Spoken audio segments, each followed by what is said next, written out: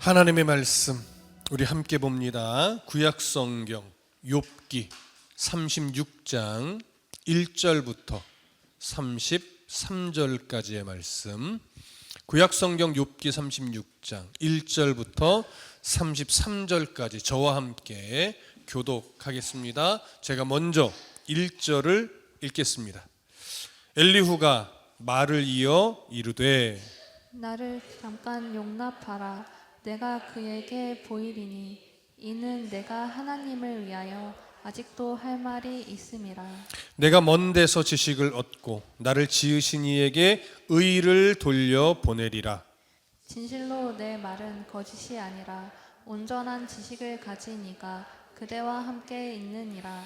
하나님은 능하시나 아무도 멸시하지 아니하시며 그의 지혜가 무궁하사 악인은 살려두지 아니하시며 고난받은 자에게 공의를 베푸시며 그의 눈을 의인에게서 떼지 아니하시고 그를 왕들과 함께 왕좌에 앉히사 영원토록 존귀하게 하시며 혹시 그들이 족쇄에 매이거나 환난의 줄에 얽혀 있으면 그들의 소행과 악행과 자신들의 교만한 행위를 알게 하시고 그들의 귀를 열어 교훈을 듣게 하시며 명하여 죄악에서 돌이키게 하시나니 만일 그들이 순종하여 섬기면 형통한 날을 보내며 즐거운 해를 지낼 것이요 만일 그들이 순종하지 아니하면 칼에 망하며 지식 없이 죽을 것이니라.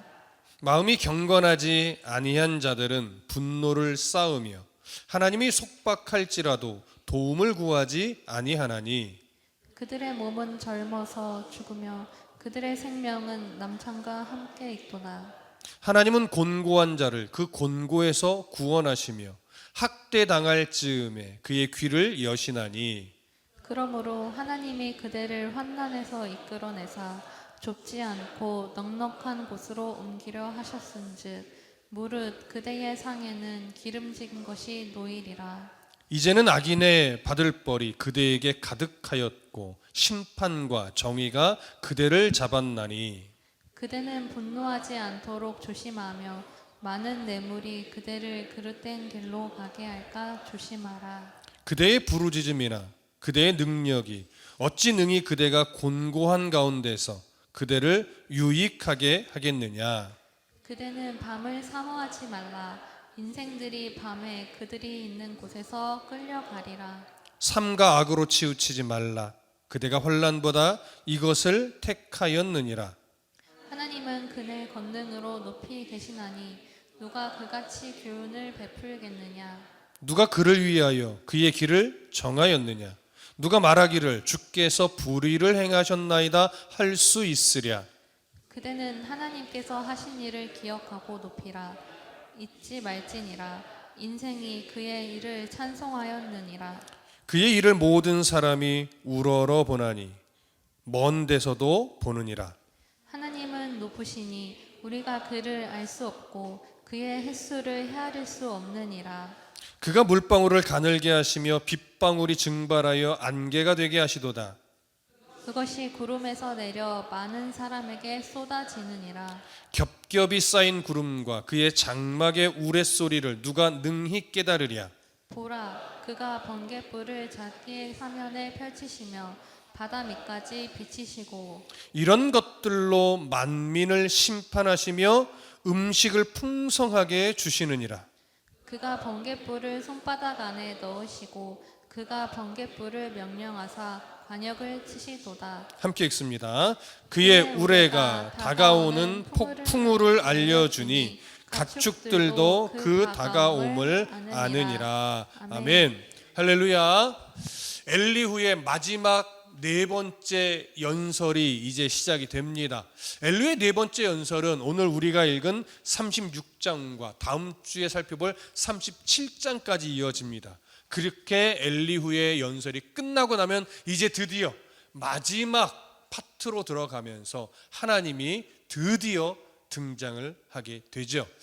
여러분, 이 앞에 엘리후의 연설들을 간략하게 좀 생각해 볼까요? 처음 엘리후가 첫 번째 연설을 시작할 때는요, 이런 초점이 있었어요. 친구들은요, 세 친구는 고난은 무조건 죄의 결과다. 그러니 욥이여 당신은 죄를 지은 게 분명하니 빨리 회개하라. 이게 핵심이었어요. 그런데 엘리후가 딱 등장해서 무엇이라 말하냐면 고난이 꼭 나쁜 것은 아니다. 고난을 통해서 죄를 깨닫게 되고 죄를 인정하는 도구로 하나님은 쓰시는 거다라고 하면서 세 친구들이 단정했던 고난은 죄의 결과다라는 그 시선을 조금 바꿔놨었습니다. 그러면서 이제 두 번째 연설을 시작하면서 엘리후는요 정말 하나님에 대한 정말 올바른 지식들을 쭉 나열했어요. 그런데 그 내용들을 살펴보니 내용적으로 너무나 맞는 말이었지만 엘리후는 하나님에 대하여만 알았지, 하나님에 대해서 지식적으로만 알았지, 하나님을 경험하여 검증하고 확인하고 정말 그러한가 상고했던 흔적들은 없었습니다. 또한 세 번째 연설로 들어와서는 그는 엘리후는요 정말 초월적인 하나님에 대해서 탁월한 지식적 가르침을 주었어요. 그런데 엘리후가 초월적인 하나님을 너무 강조하다 보니 하나님과 인간 사이의 거리는 너무 먼 그런 하나님으로만 소개했지요. 그래서 사람에게 정말 깊은 관심을 세밀하게 두고 계신 하나님의 그 사랑을 드러내는 데는 실패했습니다. 그러면서 자신이 만났던, 자신이 경험했던, 자신이 인생 가운데 깨달았던 그런 하나님을 드러내지 못했다라고 하는 안타까운 모습이 엘리후의 세 번째 연설에서 보게 되는 내용이었습니다. 자, 이제 우리가 오늘 엘리후의 네 번째 연설의 첫 번째 부분을 읽었습니다. 자, 엘리후는요 여기서 오늘 무엇을 강조하냐면 하나님이 행하시는 모든 일은 완전하고 완벽하다. 이것을 강조해요. 왜 하나님의 행하심이 완전하다는 사실을 강조하냐면 욥은요 이 앞전에 쭉 자신의 탄식과 항변과 답답함을 토로하면서 하나님의 공의에 하나님이 행하신 일이 너무하다, 이럴 수 있느냐, 이런 항변을 해왔었기 때문에 그래요. 그래서 욥의 그 항변이 잘못됐음을 증거하기 위해 하나님의 행하심이 얼마나 완전하신가, 이걸 오늘 네 번째 연설에서 더 깊이 드러냅니다. 자, 먼저 1절부터 4절까지를 함께 읽어볼게요. 1절부터 4절 시작. 엘리후가 말을 이어 이르되 나를 잠깐 용납하라. 내가 그대에게 보이리니 이는 내가 하나님을 위하여 아직도 할 말이 있음이라. 내가 먼 데서 지식을 얻고 나를 지으신 이에게 의를 돌려 보내리라. 진실로 내 말은 거짓이 아니라 온전한 지식을 가진 이가 그대와 함께 있느니라.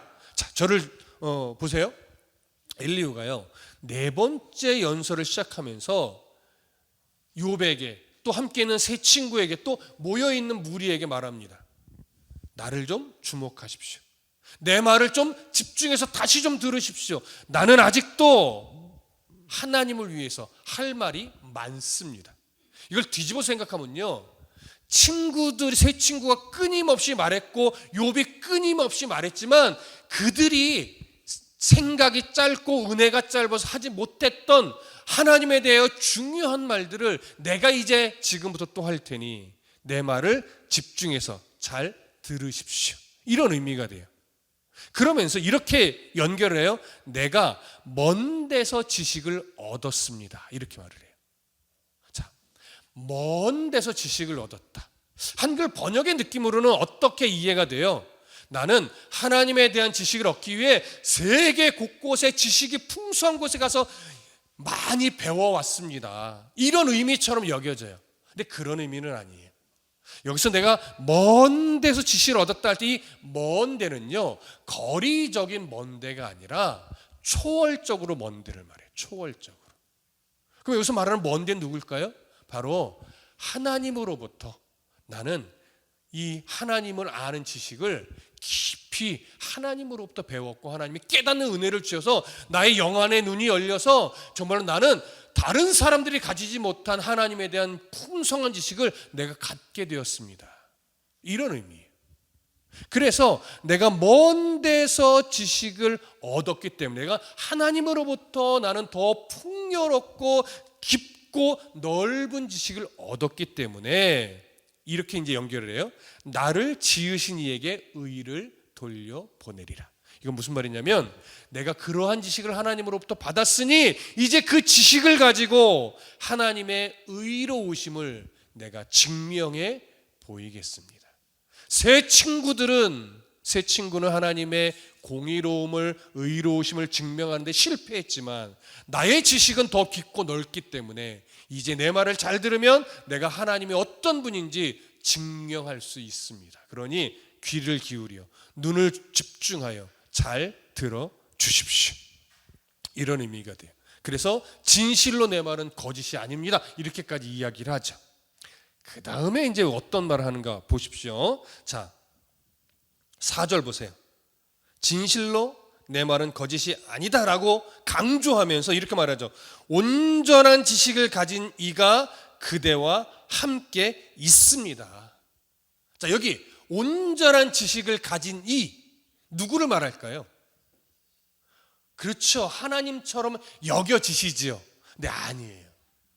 여기서 온전한 지식을 가진 이라고 하는 것은 누구를 말하는 거냐면 하나님으로부터 깊은 지식을 받아서 깨닫는 은혜를 풍성히 가지고 있는 바로 엘리후 자신을 의미하는 거예요. 다시 말하면 하나님으로부터 풍성한 지식을 얻어 지식에 충만한 엘리후 내가 지금 있습니다. 그런데 누구와 있어요? 여기 보니까 그대와 있대요. 그대와. 여기 그대는 누구일까요? 욥을 말하는 거예요. 자, 여러분, 이 표현이 어떤 느낌처럼 다가오세요, 지금?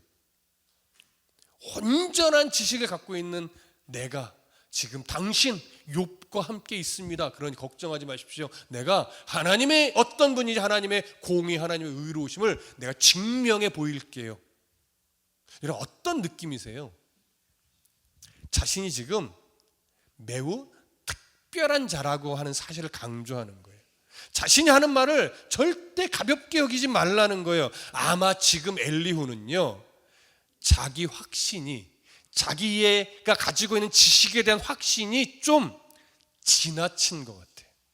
그래서 자신의 어떤 감정 상태를, 자신의 개인적인 감정 상태를 하나님이 주신 확신이다 이렇게 여기고 거의 무서울 것 없는 사람처럼 욥 앞에서 자기의 말을 마치 하나님이 주신 말처럼 지금 선언하고 있는 거예요.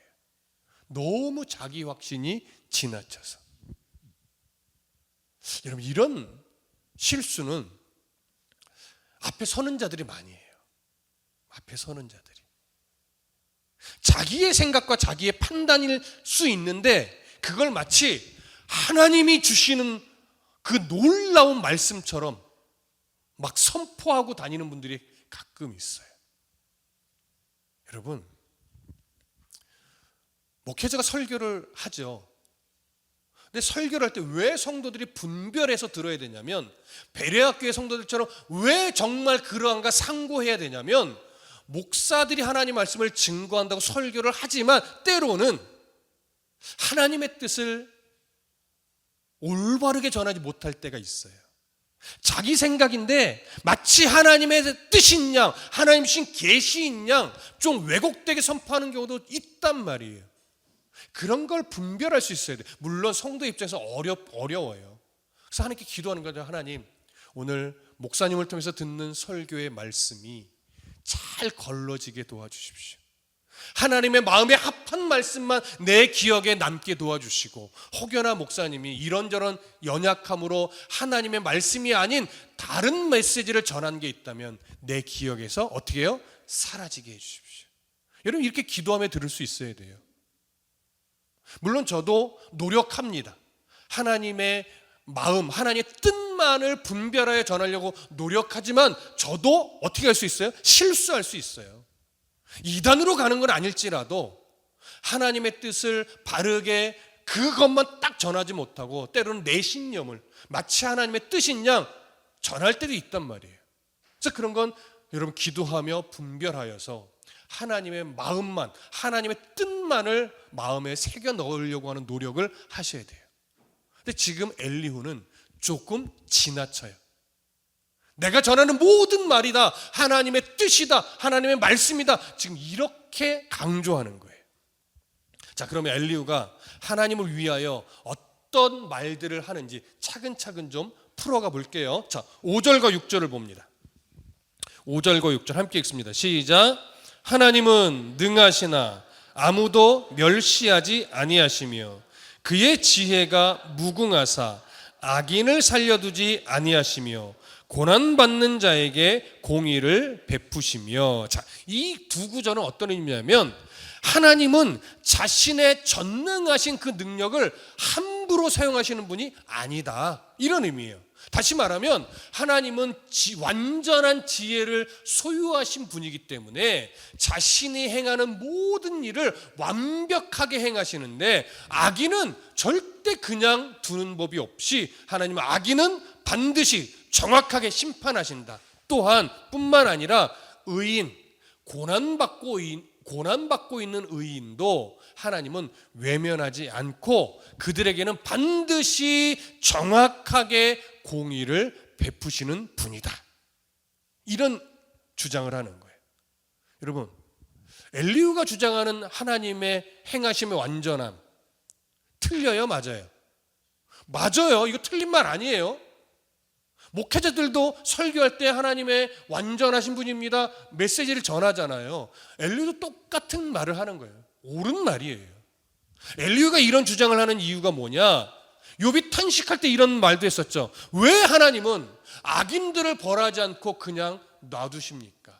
왜 고난받는 의인들이 그 고난에서 헤어나오도록 빨리 조치를 취하셔야 되는데 조치를 취하지 않고 계속해서 의인들이 고난 속에 힘겨워하도록 왜 놔두시는 겁니까?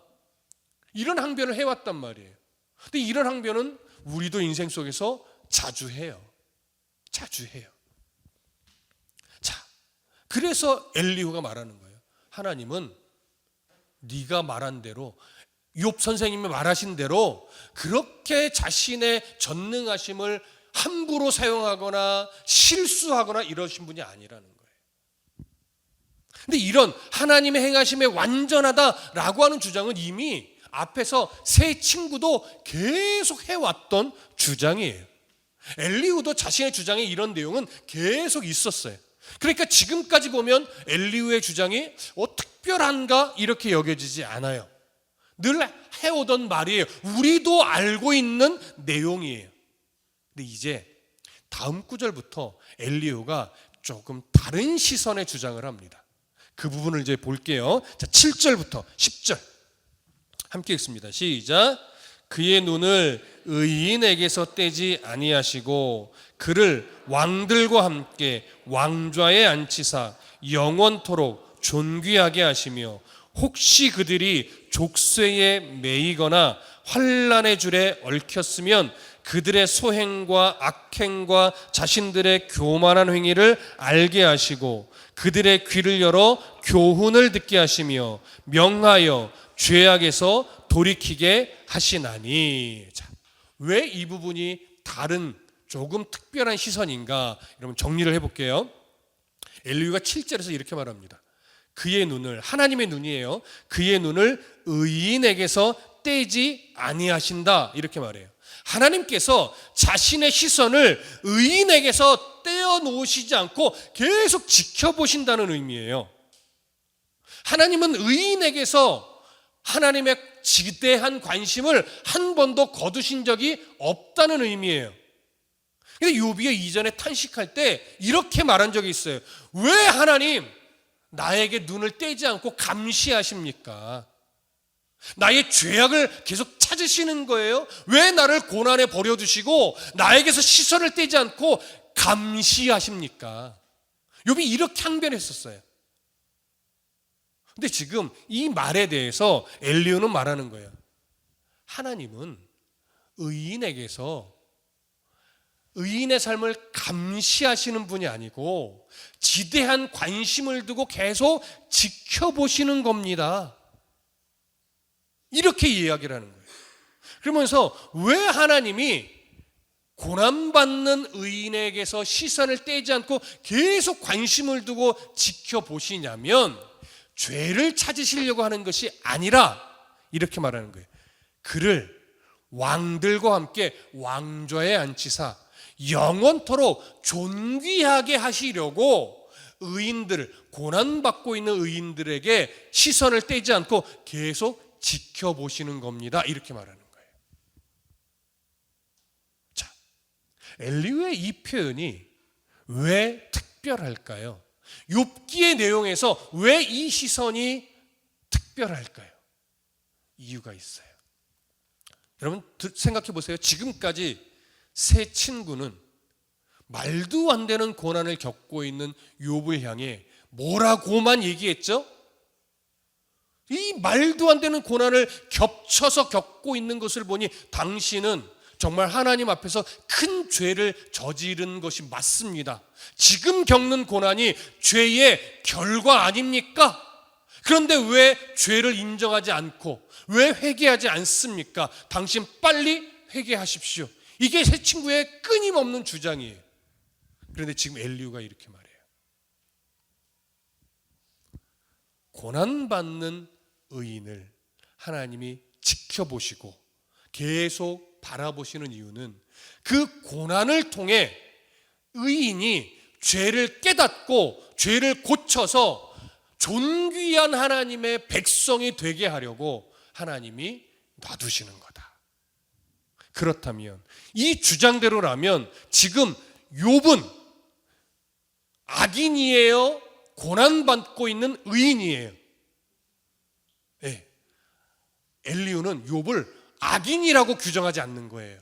세 친구들은 계속 죄인이요 악인이요 벌받아야 될 자로만 규정을 했는데 지금 엘리후는 당신은 악인이 아니라 고난받고 있는 의인입니다. 이렇게 말하는 거예요. 그러면서 보세요. 그러면서 어디를 잠깐 보시냐면 8절과 9절 8절과 9절 보세요. 혹시 그들이, 여기 그들은 고난받는 의인이에요. 그들이 족쇄에 매이거나 환난의 줄에 얽혔으면 그들의 소행과 악행과 자신들의 교만한 행위를 알게 하시고, 이게 무슨 말이냐면 조금 전에도 언급했듯이 의인들이 고난 속에 계속 놓이는 이유는 그 의인들이 인생을 살다가 실수로 때로는 어쩔 수 없이 죄를 짓기도 하는데 그 죄를 빨리 깨닫고 회개하여서 다시금 하나님 앞에 더 성숙한 의인이 되게 하기 위함이라는 거예요. 그렇게 해서 회개하면 하나님은 그를 계속 의인으로 높여주시고 세워주신다는 거죠.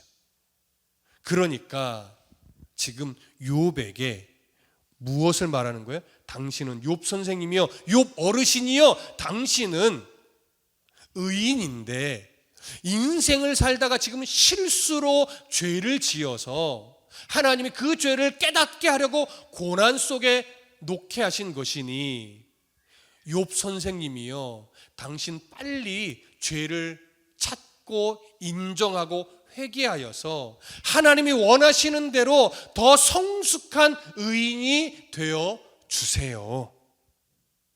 이렇게 말하는 거예요. 그리고 지금 세 친구와는 시선이 달라요. 욥을 의인으로 인정해줘요. 그런데 문제는 뭐예요? 결과적으로는 욥이 죄를 지었다는 거예요. 결과적으로는. 그러니 회개하라는 거예요. 그러니까 요 최종 결론에서는 세 친구들과 똑같이 가는 거예요. 욥을 악인으로 보느냐 죄를 지은 의인으로 보느냐의 시선이 달라졌지만, 그래서 이건 아주 중요한 의미이기는 하지만 결과적으로는 욥이 죄를 지었다, 그러니 회개해야 된다, 이 결론은 똑같아요. 그러니까 욥이, 엘리후가 이 시선은 넘어서지 못한 거예요. 엘리후가 가지고 있는 한계입니다. 네, 여러분 한번 생각해 보세요. 우리도 누군가 고난 속에 있는 지체나 가족이나 누군가를 위로할 때 사실 이런 식으로 위로해요. 저도 해요. 우리가 겪는 고난은 의미가 없지 않아요. 하나님이 그 고난을 통해 우리에게 무엇인가를 깨닫게 할 것이고, 우리가 무엇인가를 바라보게 할 것이고, 그 고난을 분명히 견디고 넘어가게 하실 텐데, 그 고난 끝에 가면 하나님이 우리에게 주고자 하는 정말 우리가 예상할 수 없었던 큰 복을 누리게 될 겁니다. 여러분, 이 권면이, 이 위로가, 이 조언이 틀릴까요? 맞을까요? 맞죠. 엘리후는요, 지금 전혀 말도 안 되는 조언을 하는 게 아니에요. 정말 설득력 있고 다른 사람에게는 맞는 말을 하는 거예요. 우리가 살아가는 인생 속에서는 정말 적용될 수 있는 그런 아주 적합한 교훈을 하는 거예요. 근데 문제는 뭐예요? 욥에게만큼은 적용이 안 된다는 거예요. 이해되시죠? 그래서 지금 우리가 지금 보는 초점은 뭐냐면, 엘리후는 나쁘다 이게 아니에요. 엘리후가 너무나 깊은 하나님에 대한 지식을 갖고 있고 그것을 말로 표현해 내고는 있는데 그도 한계가 있다. 그도 넘어서지 못한 시선이 있음을 지금 보여주는 거예요. 자, 조금 더 볼게요. 11절부터 16절까지. 11절부터 16절까지 함께 봅니다. 시작. 만일 그들이 순종하여 섬기면 형통한 날을 보내며 즐거운 해를 지낼 것이요, 만일 그들이 순종하지 아니하면 칼에 망하며 지식 없이 죽을 것이니라.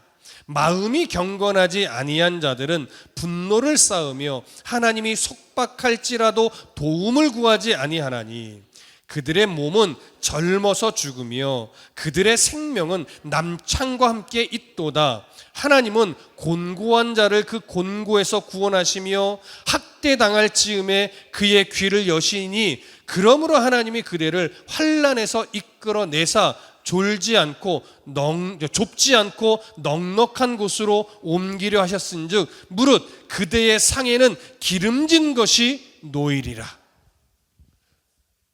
여러분, 이 구절의 내용은요 사실 간단해요. 욥 선생님이요, 당신 죄를 지은 의인이니 빨리 죄를 인정하고 회개만 하십시오. 그러면 하나님이 당신 앞에 풍성히 예비된 복을 넘치게 주실 거예요. 그런데 고집 피우고 하나님 마음 헤아리지 않고 죄를 인정하지 않고 회개하지 않으면 당신은 계속 더 심한 고난에 놓일 것이고 제 수명을 다 살지 못하고 젊어서 죽게 될 겁니다. 그러니 빨리 죄를 인정하고 회개만 하십시오. 하나님 깨닫게 하실 겁니다. 하나님이 깨닫게 하실 테니 그 깨달음에 그대로 인정하고 순종하여 회개만 하십시오. 하나님이 예비해 놓으신 복을 누릴 겁니다. 그 얘기예요. 그 얘기예요. 근데 이 얘기를 하면서 이제 다음 절부터요, 엘리후가 욥을 향해서, 그러니 욥 선생님, 지금 당신의 상황이 어떤지 직시하셔야 됩니다. 이런 의미로 욥의 상황을 정확하게 보라며 이제 훈계를 하기 시작하거든요. 그 부분을 볼게요. 17절부터 23절까지. 자, 함께 읽습니다. 시작.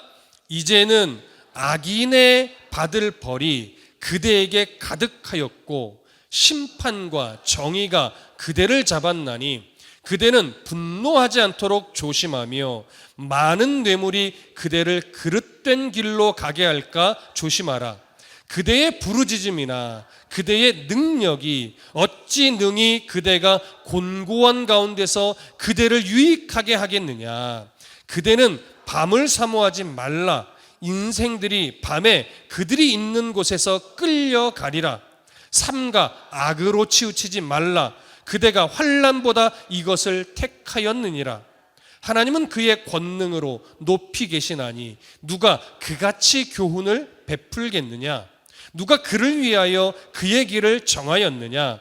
누가 말하기를 주께서 불의를 행하셨다 할 수 있으랴. 자, 저를 보세요. 엘리후가 이렇게 말해요. 지금 욥이 찾고 하나님이 행하심이 옳으냐 그르냐, 당신들의 말이 옳으냐 그르냐, 자꾸 옳으냐 그르냐, 이것에 욥이 지금 완전히 매여서 하나님의 뜻, 하나님, 욥을 향한 하나님의 마음을 전혀 보지 못하고 있다고 그래요.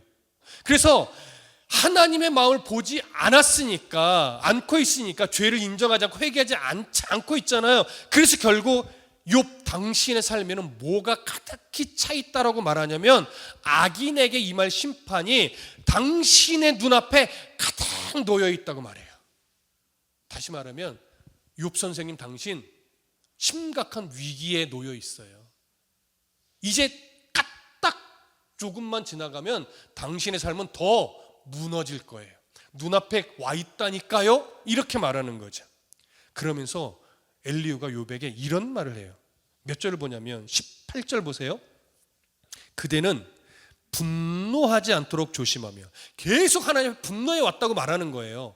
분노하지 않도록 조심해야 하는데 뭘 진짜 조심해야 되냐면, 많은 뇌물이 그대를 그릇된 길로 가게 할까 조심해야 합니다, 이렇게 말해요. 이게 무슨 의미죠? 지금 욥의 상태가 완전히 모든 것을 다 잃어버린 상태인데, 많은 뇌물이 그대를 그릇된 길로 가게 할까 조심하래요. 많은 뇌물, 이게 뭘 말하는 걸까요? 많은 뇌물.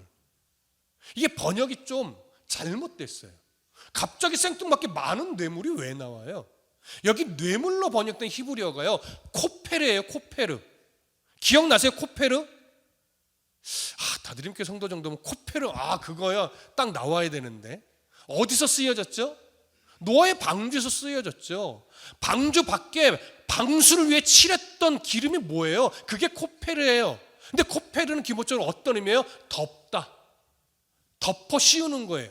그래서 이 코페르라는 단어가 성경에서 어떤 상황에서 계속 쓰여지냐면, 속전, 대신 돈을 갚아줌으로 그의 죄를 가려주는 거, 이 속전의 의미에 쓰여지는 단어라고요. 그렇기 때문에 여기서는 많은 뇌물이 아니고요, 욥이 죄를 인정하지 않고 자기 죄를 자꾸 가리려고 하는 그 행위를 말하는 거예요. 다시 말하면 보세요. 많은 속전이 그들을 그릇된 길로 가게 하지 않을까 조심하라, 이 얘기는 다시 말하면 풀어드릴게요. 욥이 극심한 고난 중에서 계속 분노하며 하나님 앞에 항변하고 어그러진 말을 하고 있는데 그러지 않아야 돼요. 근데 당신이 그렇게 말하는 이유는 이거예요.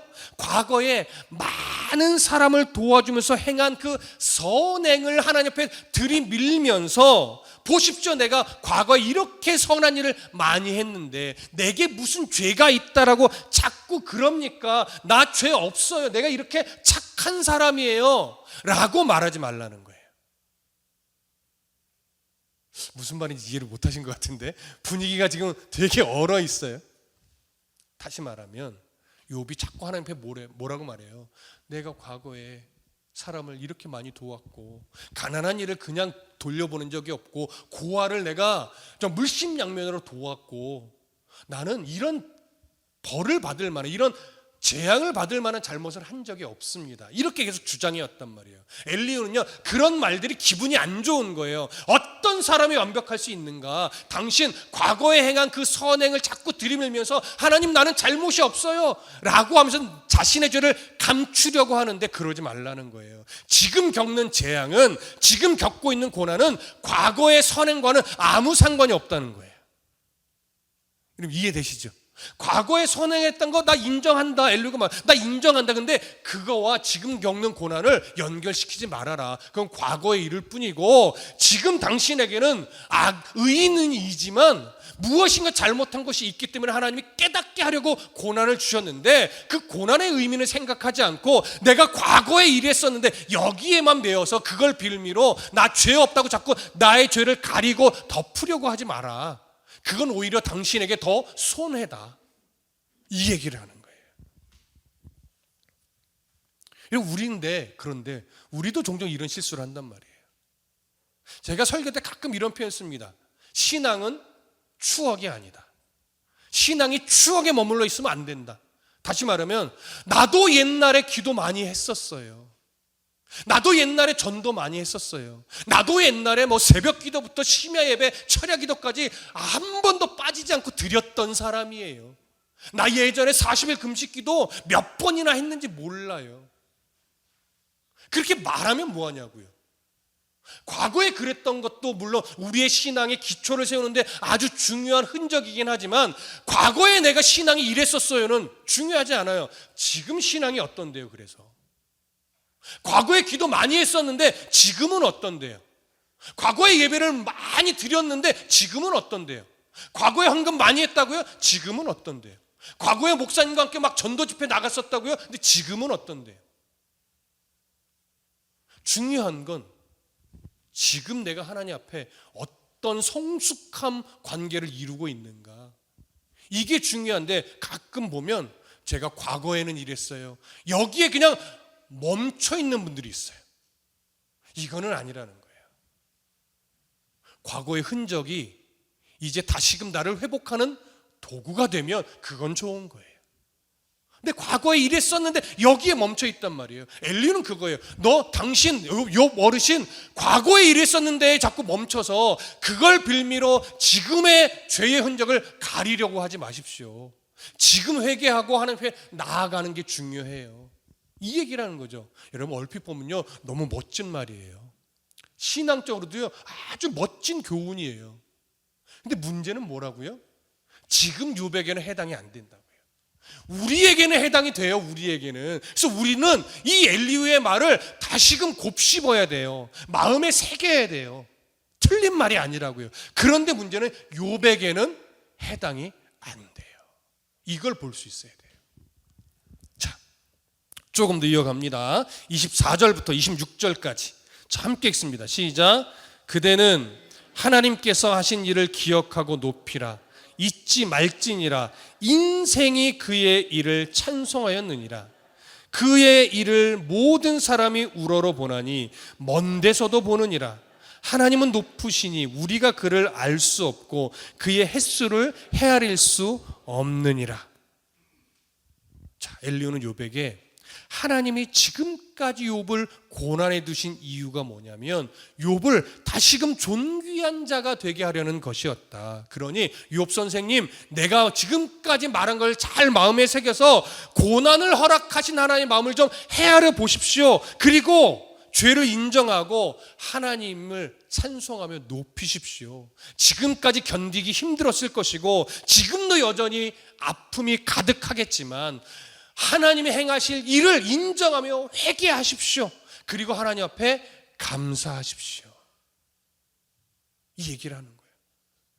그러면서 인생이 그의 일을 찬송합니다. 이 얘기를 하죠. 이게 무슨 말이냐면, 당신은 지금 아직 이 말을 이해하거나 인정하지 않고 있지만 다른 모든 사람들은 이 말이 어떤 의미인지를 알고 하나님을 높이며 하나님의 주권을 그저 인정하며 하나님 앞에 자신의 잘못을 늘 회개하며 그렇게 다른 인생들은 다 살아갑니다. 근데 왜 욥 선생님 당신만큼은 그런 태도를 안 갖고 있습니까? 이런 말을 하는 거예요. 그래서 25절부터 보세요. 그의 일을 모든 사람이 우러러 보나니 먼 데서도 보느니라. 하나님은 높으시니 우리가 그를 알 수 없고 그의 횟수를 헤아릴 수 없느니라.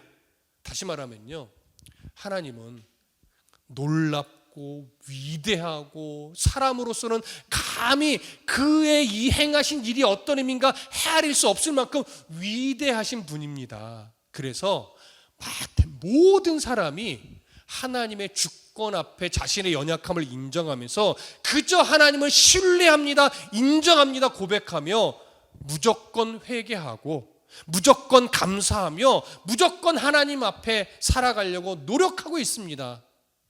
그러니 욥 선생님 당신도 하나님을 인정하고 신뢰하며 무조건 회개함이 옳습니다. 이렇게 말하는 거예요. 엘리후의 주장이 사실 우리에게 도전이 될까요, 안 될까요? 도전이 되죠. 사실 하나님의 행하신 일들을 우리가 감히 따따붙다, 이것이 옳습니까? 그럽니까? 맞습니까? 하나님 잘하신 거 맞아요? 이런 식으로 우리는 항변할 자격이 없죠. 항변할 능력도 없죠. 근데 사실 우리도 여전히 하나님 앞에 그러고 있단 말이에요. 그런 우리들에게 엘리후의 이 말씀은 사실 큰 도전이 됩니다. 네, 욥은 이런 말이 욥에게는 영향을 미치지 못해요. 왜? 욥에게는 적용될 수 없기 때문에. 마지막 단락 봅니다. 27절부터 33절 함께 읽습니다. 시작. 그가 물방울을 가늘게 하시며 빗방울이 증발하여 안개가 되게 하시도다. 그것이 구름에서 내려 많은 사람에게 쏟아지느니라. 겹겹이 쌓인 구름과 그의 장막의 우레소리를 누가 능히 깨달으랴. 보라, 그가 번갯불을 자기의 사면에 펼치시며 바다 밑에까지 비치시고 이런 것들로 만민을 심판하시며 음식을 풍성하게 주시느니라. 그가 번갯불을 손바닥 안에 넣으시고 그가 번갯불을 명령하사 관역을 치시도다. 그의 우레가 다가오는 풍우를 알려주니 가축들도 다가옴을 아느니라. 자, 엘리후는 말해요. 봐라, 비가 내리지 않느냐? 그리고 그 비는 또 증발하여 안개가 되기도 하고 구름이 되기도 한다. 근데 또 그 구름이 비가 되어 내리기도 하고 때로는 그 비가 번개와 함께 폭우가 돼서 몰려오기도 한다. 이 모든 일은 사람이 어떻게 조정할 수 있는 것이 아니라 절대적으로 하나님의 주권하에서 일어나고 있는 일이다. 근데 이런 자연현상이 일어날 때 짐승들도 가축들도 번개가 치면 이제 비가 내리겠구나를 알고 자기 나름대로 가야 될 곳으로 움직인다. 많은 사람이 그걸 인정하고 깨닫는다. 그러니 욥이여, 당신도 가축들도 하나님의 섭리를 인정하고 아는데 왜 당신은 하나님의 섭리를 인정하지 않고 하나님의 뜻을 헤아리지 않고 있습니까? 이렇게 욥을 책망하는 거예요. 자, 정리를 할게요. 지금 엘리후가 네 번째 연설을 통해서 첫 단락에서 끊임없이 하나님의 완전하신 행위와 공의와 자연을까지도 다스리는 하나님의 그 주권을 선언했는데 이 내용은 모두 지금 우리에게 적용해도 될 만큼 옳은 지식의 말입니다. 그 지식의 깊이 또한 웬만한 신학자 수준으로 지금 우리에게 가르쳐지고 있습니다. 새 친구보다 때로는 욥보다도 더 깊은 지식을 가지고 있음을 우리는 보게 됩니다. 그런데 이렇게 신학적으로도 틀리지 않고 대부분의 사람들이 고개를 끄덕이며 인정할 수밖에 없는 내용의 말들, 이 말들을 우리가 접하면서 신학적으로 깊이 있는 남들보다 더 뛰어난 말을 하면 하나님에 대해서 다 아는 걸까요? 자, 신학적인 지식이 풍성한 말을 하면 그 말을 하는 사람은 신앙이 좋은 걸까요? 우리가 오늘 알아야 되는 것은 뭐냐면 정말 남들과 비교할 수 없을 만큼의 깊고 넓은 신학적 지식을 가지고 있고 너무나 탁월한 연설로 강의로 많은 사람들에게 감동을 준다 할지라도 그 지식이 감히 하나님을 다 설명할 수 없다는 걸 알아야 돼요. 그리고 하나님에 대한 신학적으로 풍부한 지식을 가지고 있다 하더라도 그 지식이 그 사람의 신앙을 대변하는 것은 아니라는 거예요. 우리 여기에 많이 속아요. 하나님에 대한 지식이 풍성하고 깊고 넓으면 그 사람은 하나님에 대해서 다 아는 자요 신앙도 좋은 자라고 여기게 돼요. 그런데 그렇게 신학적으로 깊고 넓고 풍성한 이들도 많이 넘어집니다. 많이 하나님의 이름을 망령되게 만드는 경우도 많습니다. 그러면 신학적으로 깊고 넓고 풍성한 건 잘못된 걸까요? 절대 그렇지 않죠. 그래서 우리는 어디를 한 구절 보셔야 되냐면 마태복음으로 좀 가보셔야 돼요. 마태복음 22장으로 가보시죠. 마태복음 22장 34절부터 40절까지를 좀 보셔야 됩니다. 마태복음 22장 34절부터 40절까지.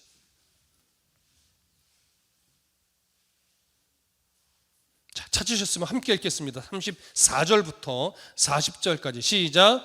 예수께서 사두개인들로 대답할 수 없게 하셨다 함을 바리새인들이 듣고 모였는데 그 중에 한 율법사가 예수를 시험하여 묻되 선생님, 율법 중에서 어느 계명이 크니이까?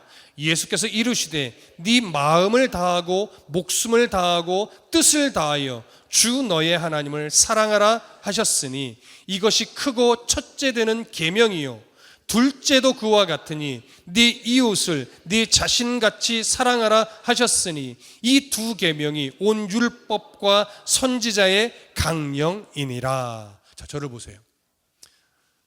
당시의 바리새인 율법사들은요, 예수님 당시에 율법과 구약 성경에 대해서 최고의 지식을 가지고 있다라고 여김받고 존경을 받고 있던 자들입니다. 또한 이들이 유대인들을 향해서 율법을 가르치고 구약의 성경을 가르치는 선생들이었어요. 근데 이런 자들이 예수님의 그동안 막 가르치고 행한 일들을 보면서 정말 분노했어요. 화가 났어요. 그래서 예수님을 이제 시험하려고 합니다. 무엇으로? 율법으로. 이들은 율법의 등급을 매겼어요. 그래서 어떤 율법은 100점을 주고 어떤 율법은 80점, 어떤 율법은 20점 이러면서 율법의 등급을 매겨서 점수가 높은 것에 대해서 더 열심을 내는, 점수가 낮은 것은 좀 가볍게 여기는 이런 말도 안 되는 행위까지도 저질렀던 자들이거든요. 그래서 이들이 그 율법에 대한 해박한 지식을 가지고 누구를 시험하려고 지금 나타난 거냐면 율법의 완성자로 오신 예수님을 율법을 가지고 시험하려고 덤벼든 거예요. 그래서 이들이 예수님께 시험에 걸리라고, 함정에 빠지라고 질문합니다. 선생님, 율법 중에 어느 계명이 가장 큽니까? 어느 계명이 가장 점수가 높습니까? 말도 안 되는 질문을 하죠. 그때 예수님이 이렇게 대답해요. 자, 37절. 네 마음을 다하고 목숨을 다하고 뜻을 다하여 주 너의 하나님을 사랑하라. 하나님을 사랑하래요. 그리고 두 번째 39절. 둘째, 38절. 이것이 크고 첫째 되는 계명이라고 말하시고 두 번째 39절. 둘째도 그와 같으니 네 이웃을 네 자신과 같이 사랑하라 하셨으니 이 두 계명이 온 율법과 선지자의 강령이니라. 그래서 첫 번째 계명은 하나님을 사랑하라. 두 번째 계명은 이웃을 네 몸처럼 사랑하라. 그러면서 중간에 아주 중요한 표현을 하나 하셨죠. 그게 뭐예요? 둘째도 그와 같으니. 이게 뭐예요? 두 번째 계명도 첫째 계명과 같다는 거예요. 어떤 의미에서 점수를 나눌 수 없다.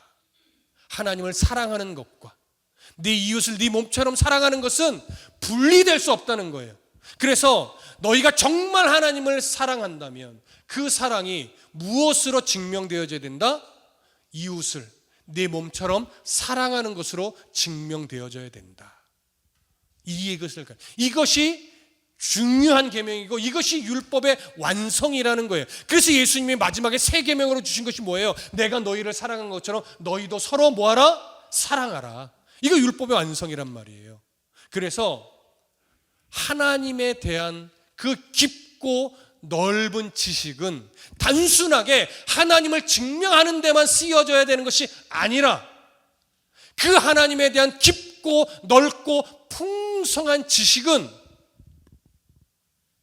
이웃을, 지체를, 성도를 사랑하는 도구로 쓰여져야 된다는 거예요. 그럴 때 그 지식이 하나님을 증명하는 도구의 역할을 할 수 있다는 거예요.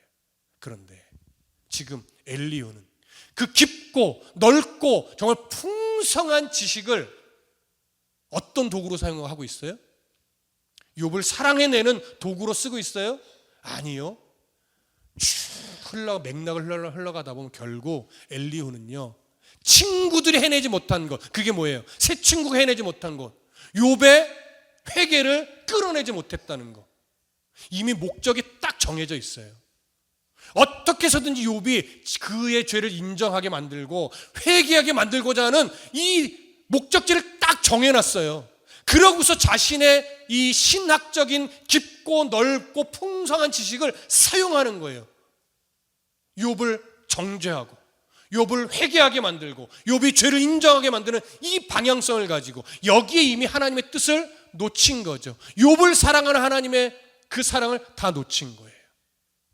여러분, 신학적인 지식은요, 성경적인 깊고 넓은 지식은요, 당연히 이단을 분별하고 이단을 끌어내는 데서는 단호하게 사용되어져야 됩니다. 하지만 그 지식은 같은 믿음의 공동체 안에서는요, 정죄의 칼날로, 정죄의 도구로서는 절대 쓰시면 안 돼요.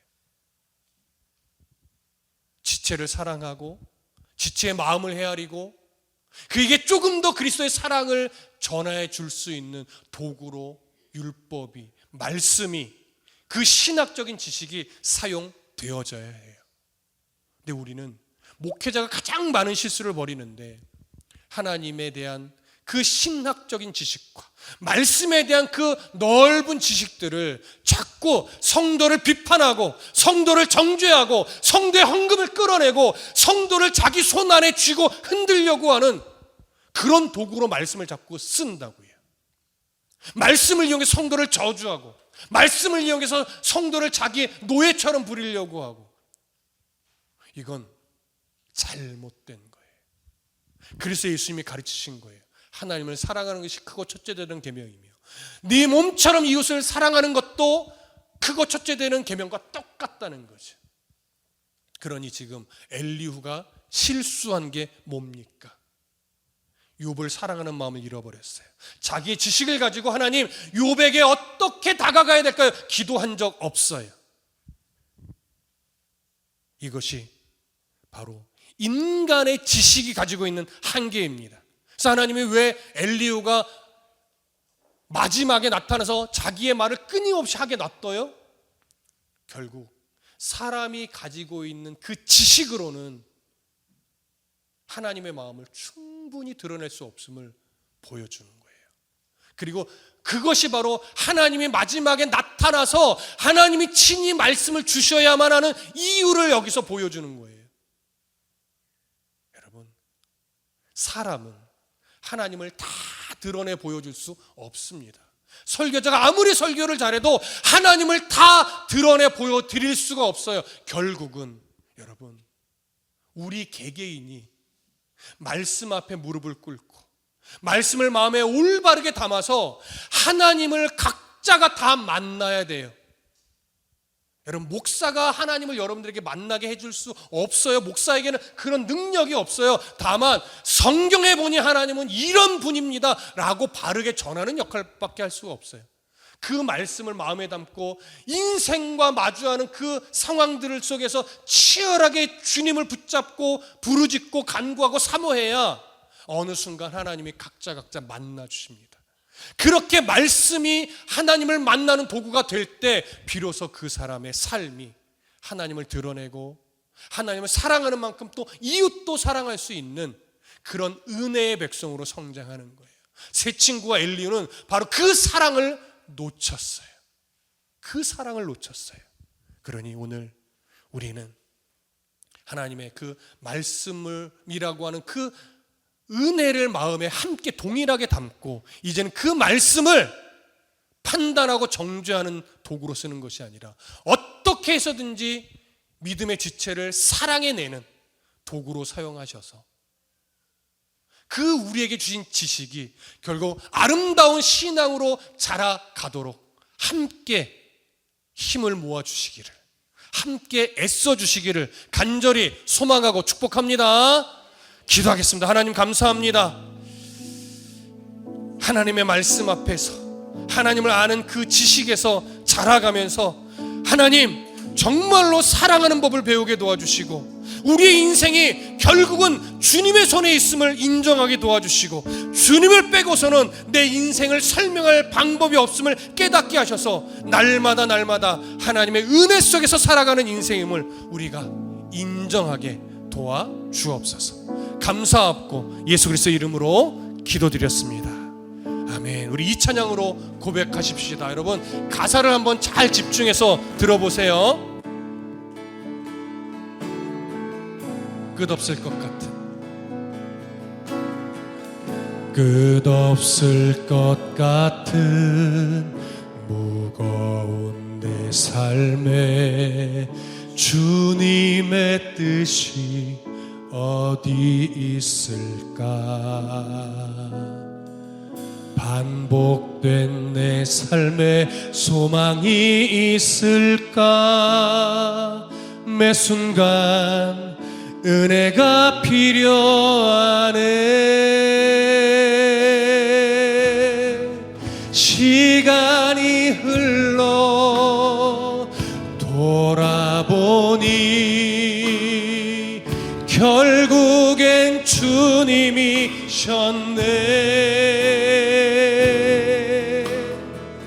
주님을 빼고선 설명이 안 되네.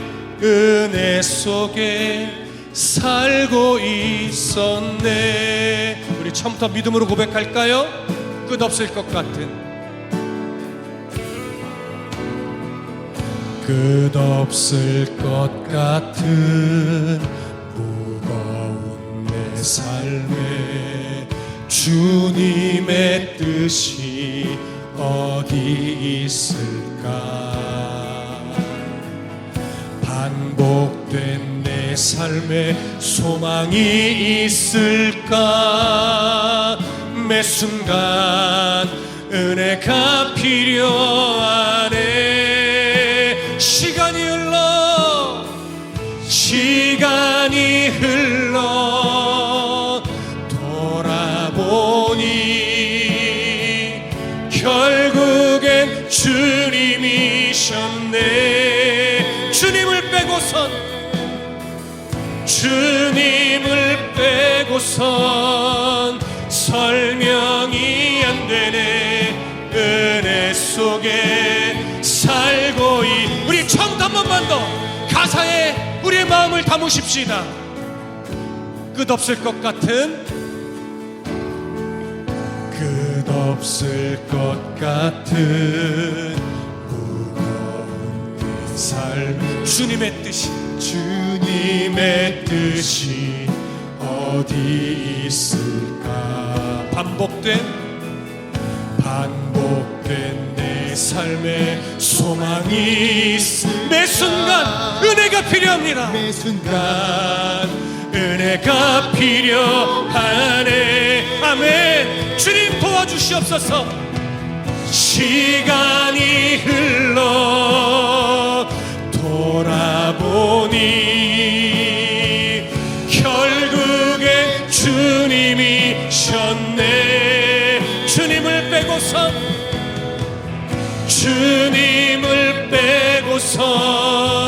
설명이 안 되네. 은혜 속에 살고 있어. 시간이 흘러 믿음으로 고백합시다. 시간이 흘러 돌아보니 결국에 주님이셨네. 주님을 빼고선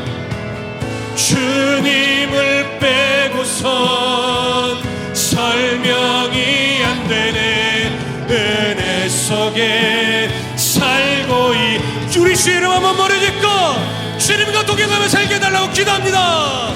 주여, 오 하나님, 우리의 인생을 돌아보게 하시옵소서. 우리가 알고 있는 그 신앙, 그 성경적 지식이 정말로 내가 하나님 앞에 엎드리고 지체를 사랑하고 하나님 손에 붙들리는 도구로서 내가 살아왔는지, 아니면 역시나 이기적으로 살아왔는지 하나님 돌아봅니다. 하나님 힘들고 어렵고 막막하고 답답한 순간도 많았지만 이제와 돌아보니 결국 주님이셨습니다. 결국 주님이 나를 붙들어 주셨기에 지금까지 올 수 있었음을 고백합니다. 그러니 하나님, 이제는 다시 과거의 어리석음으로 돌아가지 않고 더욱더 주님 앞에 엎드리고 말씀 앞에 엎드리고 기도의 무릎을 꿇으며 하나님을 사랑하고 지체를 사랑하는 그 힘으로 살아갈 수 있도록, 그 은혜 속에서 살아갈 수 있도록 아버지 도와주시옵소서. 아버지 도와주시옵소서. 결국 주님입니다. 주님이 없으면 답이 없습니다. 결국 주님입니다. 결국 주님입니다. 주님 앞에 올바르게 서서 살아갈 수 있도록 아버지 도와주시옵소서. 아버지 도와주시옵소서.